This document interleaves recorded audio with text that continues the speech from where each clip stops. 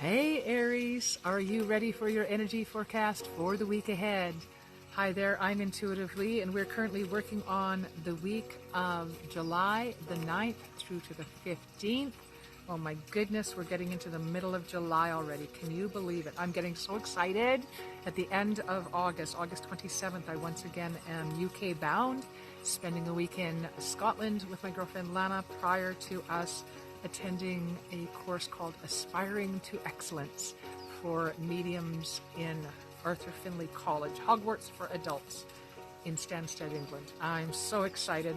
All right, Aries, I am starting off with the Witching Hour Oracle. This is going to give you your overarching theme of energy for your week ahead.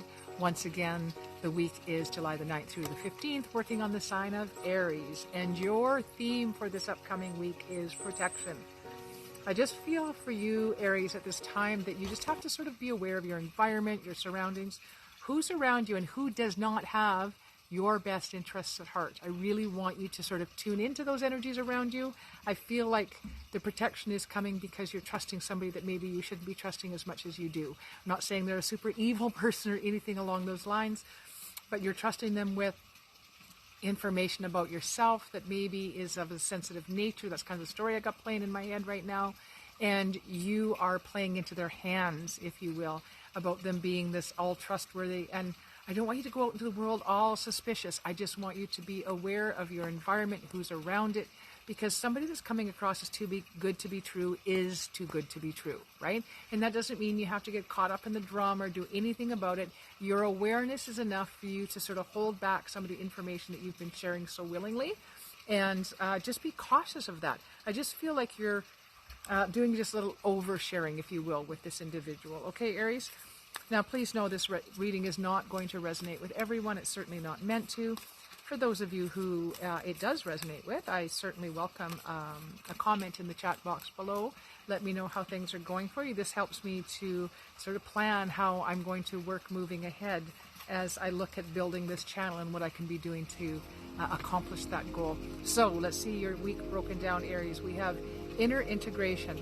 There is peace, equilibrium, and fulfillment in integrating the inner wild with the taming and tempering effect life has on us, which means that just because we're aging and maturing doesn't mean we have to or even should let go of that inner child within.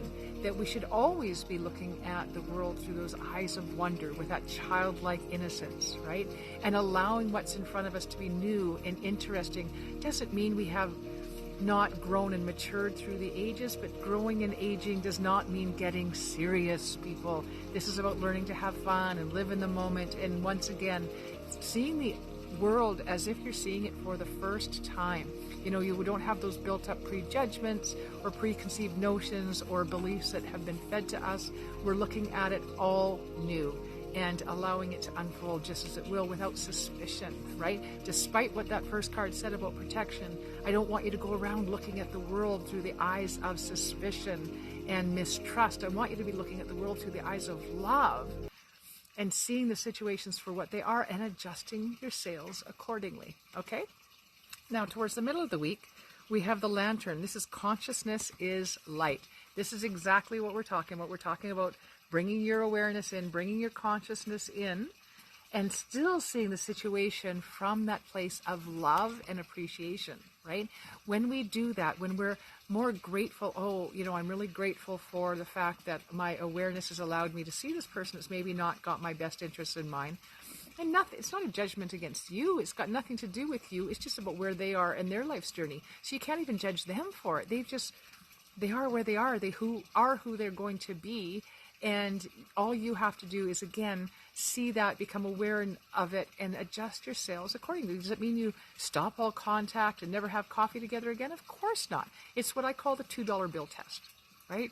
Where back when there used to be $2 bills, you should be able to leave a $2 bill. You can leave it here in Canada, a toonie, on the table, and walk away with your best friend somewhere in the house and know that when you come back in an hour, that toonie's still going to be sitting on the table, right? If somebody is going to take the time and effort and mistrust to pick up that $2 coin off the table and pocket it, well, the price of their friendship was $2. because now you know how much you can trust them with. I wouldn't trust them with 50 cents laying on my table, right? I might still have coffee with them. I'm just not going to leave myself vulnerable to what I know they're capable of. It doesn't mean I cut off all communications. I manage the relationship that I'm in slightly differently. All right, I hope that makes sense. Sometimes you do. Sometimes you do cut it off completely. It's gone too far, no trust and all that stuff. But those aren't always the case, right? Sometimes you just have to, again, adjust your sails accordingly and still stay in the same pool of water, if you will. All right. Now, your third and final card is repair, making amends rather than fun times, reveals a relationship's true constitution. So coming back here, the inner integration, knowing that we have to protect ourselves and do the right things for us. And then we've got this inner integration and also the message to continue shining our light, but also making amends, right? Recognizing where we've maybe taken a misstep and going back there and freely owning that misstep. And what's the true steps of an apology is one, the apology, owning what it is we did wrong, and then try to make it right? Making amends. So making amends, going back and owning what you screwed up on, and then saying, how can I make this better, right?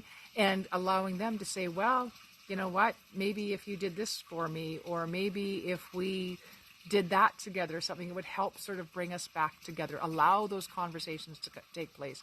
Communication is everything, people.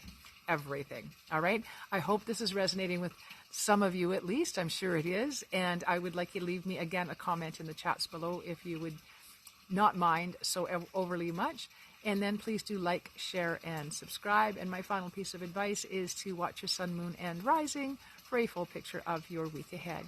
Blessed be, Aries. I will see you back here next week. Make sure you've got your notifications on. I've started to go live. Blessed be. This is Intuitively signing off. Bye now.